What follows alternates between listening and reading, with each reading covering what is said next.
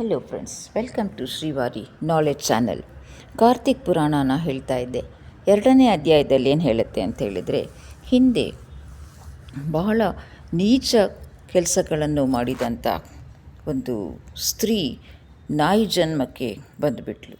So ಆ ನಾಯಿಗೆ ಒಂದು ಕುಡಿಯೋಕ್ಕೆ ಅನ್ನ ಇರಲಿ, ನೀರು ಕೂಡ ಸಿಗ್ತಿರಲಿಲ್ಲ. ಬೆಳಗ್ಗೆಯಿಂದ ಸಾಯಂಕಾಲ ಬೀದಿ ಬೀದಿ ಅಲ್ಲಿದ್ರೂ ಕೂಡ ನೀರು ಕೂಡ ಸಿಗಲಿಲ್ಲ. ಭಾಳ ನಿತ್ರಾಣಗೊಂಡು ಒಂದು ಮನೆ ಮುಂದೆ ನಿಂತುಬಿಟ್ಟಿತ್ತು. ಆ ದಿವಸ ಕಾರ್ತಿಕ್ ಸೋಮವಾರ ಆಗಿತ್ತು. ಆ ಮನೆ ಯಜಮಾನ ಬ್ರಾಹ್ಮಣ ಒಬ್ಬ ಉಪವಾಸದಲ್ಲಿದ್ದು ಶಿವಪೂಜೆಯನ್ನು ಮಾಡಿ, ನಕ್ಷತ್ರ ದರ್ಶನ ಮಾಡಿ, ವೈಶ್ಯದೇವನ್ನಾಚರಿಸಿ ಬಲಿ ಅನ್ನವನ್ನು ರಸ್ತೆ ಬದಿಗಿಟ್ಟ. ಆಮೇಲೆ ಅವನ ಕೈಕಾಲು ತೊಳ್ಕೊಂಡು ಮನೆಯೊಳಗೆ ಹೋದ. ಆಗ ಆ ನಾಯಿ ಆ ಬಲಿ ಅನ್ನವನ್ನು ತಿಂದು ಹಸು ನೀಗಿಸ್ಕೊಳ್ತು. ಆದರೆ ಬಲಿ ಅನ್ನನ್ನು ತಿಂದಿದ ತಕ್ಷಣ ಆ ನಾಯಿಗೆ ಹಿಂದಿನ ಜನ್ಮದ ಜ್ಞಾಪಕ ಬಂದುಬಿಡ್ತು. ತಕ್ಷಣ ಆ ನಾಯಿ ಮನುಷ್ಯನ ಥರ ಮಾತಾಡಿಕೊಂಡು, ಬ್ರಾಹ್ಮಣೋತ್ತಮ ನನ್ನನ್ನು ರಕ್ಷಿಸು ಅಂತ ಕೂಕ್ಕೊಳ್ತು. ನಾಯಿ ನೋಡಿದ ತಕ್ಷಣ ಬ್ರಾಹ್ಮಣ ಕೇಳ್ದ, ಯಾರು ನೀನು ಅಂತ. ಅದು ಅದ್ರ ಹಿಂದಿನ ಜನ್ಮದ ವೃತ್ತಾಂತವನ್ನೆಲ್ಲ ಹೇಳ್ತು. ಆಗ ಬ್ರಾಹ್ಮಣ ಅಂದ್ಕೊಂಡ, ಯಾರಾದ್ರೇನು, ಒಂದು ವೇಳೆ ಇದಕ್ಕೆ ಈ ಜನ್ಮ ಹೋಗಿ ಒಳ್ಳೆಯ ಜನ್ಮ ಬಂದರೆ ದೇವರ ದಯೆಯಿಂದ ಒಳ್ಳೆಯದಲ್ವ, ನನಗೂ ಸಹಾಯ ಮಾಡ್ದಂಗಾಗತ್ತೆ ಅಂತ ಹೇಳಿಬಿಟ್ಟು ಕಾರ್ತಿಕ ಸೋಮವಾರ ಮಾಡಿದ ವ್ರತಫಲವನ್ನು ಆ ನಾಯಿಗೆ ಧಾರೆ ಎರೆದ. ಹಾಗೆ ವ್ರತಫಲವನ್ನು ಧಾರೆ ಎರೆದಾಗ ಆ ನಾಯಿ ತನ್ನೆಲ್ಲ ಜನ್ಮಾಂತರಗಳ ಪಾಪಗಳಿಂದ ಮುಕ್ತನಾಗಿ ಪವಿತ್ರವಾದ ಮನುಷ್ಯ ಶರೀರವನ್ನು ಹೊಂದಿ ಕೈಲಾಸ ಸೇರಿಕೊಳ್ತು. ಹೀಗೆ ವಸಿಷ್ಠರು ಜನಕ ಮಹಾರಾಜನಿಗೆ ಕಾರ್ತಿಕ್ ಪುರಾಣ ಹೇಳ್ತಾ ಇದ್ದಾರೆ. 3ನೇ ಅಧ್ಯಾಯ. ಒಬ್ಬ ಬ್ರಾಹ್ಮಣ ಶ್ರೀಶೈಲದಲ್ಲಿರುವ ಆಂಧ್ರ ಪ್ರದೇಶದ ಹತ್ರ ಅವನು ದೇವರ ದರ್ಶನ ಮಾಡಿಕೊಂಡ. ಅವನು ತತ್ವನಿಷ್ಠ, ಪಂಡಿತ, ವಿದ್ವಾಂಸ, ಜಿತೇಂದ್ರಿಯ, ಸತ್ಯವಂತ, ದೈವಭಕ್ತನೂ ಆಗಿದ್ದ. ಶ್ರೀಶೈಲ ನೋಡಿಕೊಂಡು ಅಲ್ಲಿಂದ ಮುಂದೆ ಸಿಂಹಾಚಲ, ಕಾಳಹಸ್ತಿ ಎಲ್ಲದನ್ನು ನೋಡಿಕೊಂಡು ಗೋದಾವರಿ ನದಿ ತೀರಕ್ಕೆ ಬರ್ತಾನೆ. ಆ ಗೋದಾವರಿ ನದಿ ತೀರದಲ್ಲಿ ಬರೋಷ್ಟೊತ್ತಿಗೆ ರಾತ್ರಿ ಆಗಿಬಿಡತ್ತೆ. ಅದ್ರ ಹತ್ರ ಒಂದು ಅಶ್ವತ್ಥ ವೃಕ್ಷ ಇರುತ್ತೆ. ಅದರಲ್ಲಿ 3 ಬ್ರಹ್ಮರಾಕ್ಷಸರು ಇರ್ತಾರೆ. ಅದ್ರ ವಿಷಯ ಗೊತ್ತಿದ್ದವ್ರು ಯಾರೂ ಆ ಕಡೆ ಹೋಗ್ತಾ ಇರಲ್ಲ. ಯಾಕಂದರೆ ಬ್ರಹ್ಮರಾಕ್ಷಸರು ಭಾಳ ಘೋರವಾಗಿ ಮನುಷ್ಯರನ್ನು ಹತ್ಯೆ ಮಾಡ್ತಾ ಇರ್ತಾರೆ. ಈ ಬ್ರಾಹ್ಮಣಂಗೆ ಗೊತ್ತಿಲ್ಲ. ತಕ್ಷಣ 3 ವಿಕಾರವಾದ ರೂಪ ತಾಳಿ ಅವನ ಎದುರಿಗೆ ಬಂದುಬಿಡ್ತಾರೆ. ಬ್ರಾಹ್ಮಣ ಗಾಯತ್ರಿ ಮಂತ್ರ ಹೇಳ್ಕೊಂಡು, ಶಿವನಾಮ ಹೇಳ್ಕೊಂಡು, ಅವನಿಗೆ ಗೊತ್ತಿದ್ದಂಥ ಲಕ್ಷ್ಮೀ ನರಸಿಂಹ ಸ್ತೋತ್ರಗಳೆಲ್ಲ ಹೇಳ್ಕೊಂಡು ಬೇಗ ಮುಂದಕ್ಕೆ ಹೋಗ್ತಾ ಇರ್ತಾನೆ.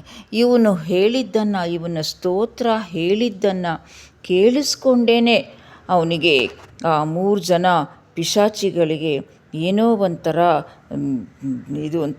ಜ್ಞಾನೋದಯ ಆದಂಗಾಗತ್ತೆ. ಪೂರ್ವಜನ್ಮದ ಸ್ಮೃತಿ ಆಗುತ್ತೆ. ಯಾಕಂದರೆ ಅವನು ಹೇಳ್ತಿರ್ತಾನೆ, ಪರಮಾತ್ಮ, ಭಕ್ತವತ್ಸಲ, ಪರಮೇಶ್ವರ, ಜಗದಾದಿಮೂಲ, ನಾರಾಯಣ, ಮೃತ್ಯುಂಜಯ, ಶಂಕರ, ಹೀಗೆಲ್ಲ ಅವನು ಹೇಳ್ತಾ ಇರ್ತಾನೆ. ಎಲ್ಲ ದೇವರುಗಳ ನಾಮಸ್ಮರಣೆಯಿಂದ ಆ ಪಿಶಾಚಿಗಳಿಗೆ ಪೂರ್ವಜನ್ಮದ ಸ್ಮೃತಿ ಉಂಟಾಗತ್ತೆ. ಆವಾಗ ನಿಧಾನವಾಗಿ ಮಾತಾಡೋ ಅಂಥದ್ದೊಂದು ಜ್ಞಾನ ಕೂಡ ಬರುತ್ತೆ. ಅಯ್ಯ ಬ್ರಾಹ್ಮಣೋತ್ತಮ, ನಾವು ನಿನಗೇನೂ ಮಾಡಲ್ಲ, ಹೆದರ್ಕೋಬೇಡ. ನೀನು ಮಾಡಿದ ನಾಮಸ್ಮರಣೆಯಿಂದ, ನಿನ್ನ ದರ್ಶನದಿಂದ ನಾವು ಪವಿತ್ರರಾದೆವು. ದಯವಿಟ್ಟು ನಮಗೆ ಈ ರಾಕ್ಷಸ ಜನ್ಮದಿಂದ ಮುಕ್ತಿ ಕೊಡಿಸು ಅಂತ ಬೇಡ್ಕೊಂಡ್ವು. ಆವಾಗ ಇವನಿಗೆ ಬ್ರಾಹ್ಮಣಂಗೂ ಧೈರ್ಯ ಬರುತ್ತೆ. ನೀವು ಯಾರು ಅಂತೆಲ್ಲ ಕೇಳಿದಾಗ ಅವ್ರು ಹೇಳತ್ವೆ, ನಾನು ಹಿಂದಿನ ಜನ್ಮದಲ್ಲಿ ಒಬ್ಬ ಹಳ್ಳಿ ಅಧಿಕಾರಿಯಾಗಿದ್ದೆ, ಬ್ರಾಹ್ಮಣ ಕುಲದಲ್ಲೇ ಹುಟ್ಟಿದ್ದೆ ನಾನು. ಆದರೆ ಆ ದುಡ್ಡನ್ನೆಲ್ಲ ನನ್ನ ಸ್ವಂತಕ್ಕೆ ಉಪಯೋಗಿಸ್ಕೊಂಡ್ಬಿಟ್ಟೆ. ನನ್ನ ಜನಗಳಿಗೆ ಕಿರುಕುಳ ಕೊಡ್ತಾ ಇದ್ದೆ. ಆಮೇಲೆ ನನ್ನ ಪಿತೃಗಳಿಗೂ ಕೂಡ ಇದರಿಂದ ನರಕ ಬಾಧೆ ತಪ್ಪಲಿಲ್ಲ, ದಾನ ಧರ್ಮ ಮಾಡಲಿಲ್ಲ ಅಂತ. 2ನೇದು ಹೇಳುತ್ತೆ, ನಾನು ಹೆಚ್ಚು ಕಡಿಮೆ ಇದೇ ಥರ ಆಗಿದೆ. ನಾನು ತಂದೆ ತಾಯಿಗಳನ್ನ ನಿಂದಿಸಿ ಅವ್ರಿಗೆ ಅಪಾರವಾದ ನೋವುಂಟು ಮಾಡಿದೆ. ಅತಿಥಿಗಳನ್ನು ಆಧರಿಸಲಿಲ್ಲ, ಬಂಧು ಬಾಂಧವ್ರಿಗೆ ಊಟ ಹಾಕಲಿಲ್ಲ ಅಂತ. 3ನೇದು ಹೇಳುತ್ತೆ, ನಾನು ಬ್ರಾಹ್ಮಣನಾಗಿ ಹುಟ್ಟಿದ್ದೆ. ನಾನು ವಿಷ್ಣು ದೇವಾಲಯದ ಅರ್ಚಕ್ಕಾಗಿ ಕೆಲಸ ಮಾಡ್ತಿದ್ದೆ. ದೇವಸ್ಥಾನನ ಅದ್ರ ದುಡ್ಡನ್ನು ನಾನು ತಿಂದುಬಿಟ್ಟೆ. ಜೊತೆಗೆ ಹಣ್ಣು ಕಾಯಿ ಬಂದಿದ್ದನ್ನೆಲ್ಲ ನಾನು ದೇವರಿಗೆ ಕೊಡ್ತಾ ಇರಲಿಲ್ಲ, ನಾನೇ ಸ್ವಂತ ಉಪಯೋಗಿಸ್ಕೋತಿದ್ದೆ. ಅದರಿಂದ ನನಗೆ ಈ ಬ್ರಹ್ಮ ರಾಕ್ಷಸ ಪಿಶಾಚಿ ಜನ್ಮ ಬಂದುಬಿಟ್ಟಿದೆ ಅಂತ. ಎಷ್ಟೇ ಆದರೂ ಈ ಬ್ರಾಹ್ಮಣ ದೇವ್ರ ದರ್ಶನ ಮಾಡಿರ್ತಾನೆ, ಅಯ್ಯೋ ಪಾಪ ಅಂತ ಅನ್ಸತ್ತೆ. ಅವನು ಹೇಳ್ತಾನೆ, ನೋಡಿ ನಿಮಗೆ ಈ ಪಿಶಾಚಿ ಜನ್ಮ ಹೋಗೋಕ್ಕೆ ಒಂದೇ ಒಂದು ದಾರಿ ಇದೆ, ಕಾರ್ತಿಕ ಮಾಸದಲ್ಲಿ ನದಿ ಸ್ನಾನ ಮಾಡಬೇಕು ಅಂತ. ಅದಕ್ಕೋಸ್ಕರ ನಿಮ್ಮನ್ನು ನಾನು ನದಿ ಸ್ನಾನ ಮಾಡ್ಸೋಕ್ಕಾಗಲ್ಲ, ನಾನೇ ನಿಮಗೆ ಆ ನದಿ ಸ್ನಾನ ಮಾಡಿದಂಥ ಫಲನ ದಾನ ಮಾಡ್ತೀನಿ ನಿಮಗೆ ಅಂತ ಹೇಳಿಬಿಟ್ಟು ಅವ್ರನ್ನೆಲ್ಲ ಕಾರ್ತಿಕ್ ಮಾಸ ಶುರು ಆಗ್ತಿದ್ದಂಗೆ ಕಾವೇರಿ ನದಿ ಹತ್ರ ಕರ್ಕೊಂಡು ಹೋಗಿಬಿಟ್ಟು ಅಲ್ಲಿ ಸ್ನಾನ ಮಾಡೋಕ್ಕೆ ಅರ್ಹತೆ ಇರಲಿಲ್ಲ ಅವಕ್ಕೆ, ಅವನೇ ಸ್ನಾನ ಮಾಡಿ ಸಂಕಲ್ಪ ಮಾಡಿ ಅದ್ರ ಫಲನ ಆ 3 ಪಿಶಾಚಿಗಳಿಗೂ ದಾರೆ ಎರಿತಾನೆ. ಹೀಗೆ ಕಾರ್ತಿಕ್ ಸ್ನಾನ ಫಲದ ಪ್ರಭಾವದಿಂದ ಪಿಶಾಚಿಗಳು ಮುಕ್ತಿ ಹೊಂದಿ ಮಾನವ ಶರೀರವನ್ನು ಹೊಂದಿ ವಿಷ್ಣು ಸಾನ್ನಿಧ್ಯ ಸೇರಿಕೊಂಡ್ರು. ಮುಂದೆ ಕಾರ್ತಿಕ್ ದೀಪಾರಾಧನೆ ಯಾರು ಮಾಡಿದ್ರು, ಏನಾಯಿತು ಅಂತ ವಸಿಷ್ಠರು ಜನಕರಾಜನಿಗೆ 4ನೇ ಅಧ್ಯಾಯದಲ್ಲಿ ಹೇಳ್ತಿರ್ತಾರೆ. ಒಬ್ಬ ರಾಜನಿಗೆ ದೇವಸ್ಥಾನದಲ್ಲಿ ಕಾರ್ತಿಕ್ ಮಾಸದಲ್ಲಿ ದೀಪಾರಾಧನೆ ಮಾಡಬೇಕು ಅಂತ ಯಾರೋ ಹೇಳ್ತಾರೆ. ವಿಷ್ಣು ದೇವಾಲಯದಲ್ಲಿ, ಈಶ್ವರನ ದೇವಸ್ಥಾನದ ಹೊತ್ತಲ್ಲಿ, ಮುಸ್ಸಂಜೆ ಹೊತ್ತಲ್ಲಿ, ಪ್ರಾಕಾರದಲ್ಲಾಗಲಿ ಗೋಪುರದಲ್ಲಾಗಲಿ ದೀಪ ಹಚ್ಚಿದ್ರೆ, ಹಸುವಿನ ತುಪ್ಪದ ದೀಪ ಹಚ್ಚಿದ್ರೆ ಒಳ್ಳೆಯದಾಗತ್ತೆ ಅಂತ ಹೇಳಿಬಿಟ್ಟು ಅವನೇನು ಮಾಡ್ತಾನೆ, ಅವನಿಗೆ ಹೇಗೂ ಮಕ್ಕಳಿರಲ್ಲ, ಅದೇ ಒಂದು ಯೋಚನೆ ಇರುತ್ತೆ. ಅದಕ್ಕೋಸ್ಕರ ಅವನು ಆ ದೀಪಾರಾಧನೆ ಮಾಡಬೇಕು ಅಂತ ಸಂಕಲ್ಪ ಮಾಡಿ ಕಾರ್ತಿಕ್ ಮಾಸ ಬಂದ ತಕ್ಷಣ ಅವನು ದೀಪಾರಾಧನೆ ಮಾಡ್ತಾನೆ. ಭಗವಂತ ಏನು ಕೇಳಿದ್ರೂ ಕೊಡ್ತಾನೆ. ಕಾರ್ತಿಕ್ ಮಾಸದಲ್ಲಿ ಸಲ್ಲಿಸೋವಂಥ ಪೂಜೆ ದೀಪಾರಾಧನೆ ಶ್ರೇಷ್ಠವಾಗಿತ್ತು. ಅದು ಕೂಡ ಈಶ್ವರಂಗೂ ಅದು ಪ್ರಿಯವಾಗಿ ಈಶ್ವರ ಅವನಿಗೆ ಒಬ್ಬ ಪುತ್ರ ಸಂತಾನವನ್ನು ಕರುಣಿಸ್ತಾನೆ. ಆದರೆ ಆ ರಾಜನಿಗೆ ತನ್ನ ಪುತ್ರನ ಮೇಲೆ ಅತಿಯಾದ ವ್ಯಾಮೋಹ, ಒಂದಿಷ್ಟಾದರೂ ಒಳ್ಳೆಯ ಗುಣ ಹೇಳ್ಕೊಡ್ಬೇಕು ಅಂತ ಅನಿಸೋದೇ ಇಲ್ಲ. ಅತಿಯಾದ ಪುತ್ರ ವ್ಯಾಮೋಹದಿಂದ ಆ ಹುಡುಗ ಏನಾದ, ಯೌವನ ಕಾಲದಲ್ಲಿ ಅವನು ಬಹಳ ಮದ ಅಂತ ಆಗಿಬಿಟ್ಟು ಅವನು ವಿದ್ಯೆ ಬುದ್ಧಿ ಎಲ್ಲನೂ ತಿರಸ್ಕಾರ ಮಾಡಿಬಿಟ್ಟ. ಯಾವುದೂ ಒಂದು ಒಳ್ಳೆಯ ಕೆಲಸ ಮಾಡಲಿಲ್ಲ. ಭಾಳ ಒಂದು ತನ್ನ ಮೈಯಲ್ಲಿ ಒಂದು ರಾಕ್ಷಸಿ ಗುಣವನ್ನು ಬೆಳೆಸ್ಕೊಂಡ್ಬಿಟ್ಟ. ಕಡೆಗೆ ಆ ರಾಜನಿಗೆ ಒಂದು ದಿವಸ ತುಂಬ ಕೋಪ ಬರುತ್ತೆ. ಅವನು ಎಷ್ಟೆಷ್ಟೋ ಬುದ್ಧಿವಾದ ಹೇಳ್ತಾನೆ. ಏನು ಹೇಳಿದ್ರೂ ಪ್ರಯೋಜನ ಆಗಲ್ಲ ಅಂತ ಹೇಳಿ ಅವನನ್ನು ಓಡಿಸ್ಬಿಡ್ತಾನೆ. ತನ್ನ ಅರಮನೆಯಿಂದ ತನ್ನ ರಾಜ್ಯದಿಂದ ಓಡಿಸ್ಬಿಡ್ತಾನೆ.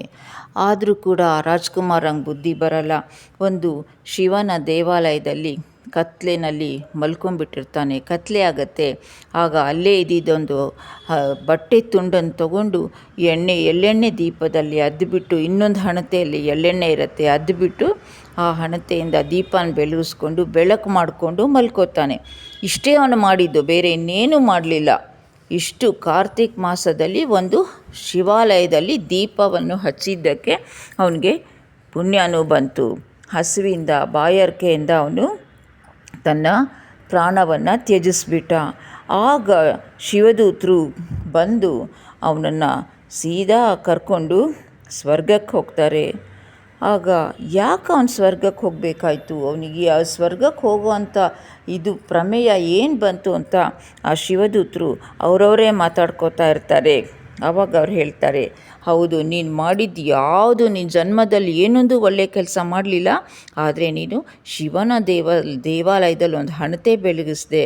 ಅದು ನಿನಗೋಸ್ಕರ ಬೆಳಗಿಸ್ಕೊಂಡ್ಯೋ ಯಾವುದಕ್ಕೆ ಬೆಳಗಿಸ್ಕೊಂಡ್ಯೋ ಗೊತ್ತಿಲ್ಲ, ಒಟ್ಟಿನಲ್ಲಿ ನಿನಗೆ ಅದೇ ಇವತ್ತು ಸ್ವರ್ಗ ಪ್ರಾಪ್ತಿ ಆಗ್ತಿದೆ ಅಂತ. ಹೀಗೆ ಕಾರ್ತಿಕ್ ಮಾಸದಲ್ಲಿ ಯಾವ ದೇವಾಲಯದಲ್ಲಾಗಲಿ ಒಂದು ದೀಪ ಬೆಳಗಿದ್ರೂ ಕೂಡ ಸಾಕು ಅಂತ ಕಾರ್ತಿಕ್ ಪುರಾಣ ಹೇಳುತ್ತೆ.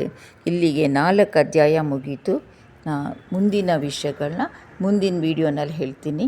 ದಯವಿಟ್ಟು ನನ್ನ ಚಾನಲ್ನ ಸಬ್ಸ್ಕ್ರೈಬ್ ಮಾಡ್ಕೊಂಡು ನೋಡಿ. ಯಾರ್ಯಾರು ಸಬ್ಸ್ಕ್ರೈಬ್ ಮಾಡ್ಕೊಂಡಿಲ್ವೋ ಹಾಗೆ ನೋಡಬೇಡಿ, ಚಾನಲ್ ಸಬ್ಸ್ಕ್ರೈಬ್ ಮಾಡ್ಕೊಂಡು ಚಾನಲ್ ಎನ್ಕರೇಜ್ ಮಾಡಿ. ಧನ್ಯವಾದಗಳು.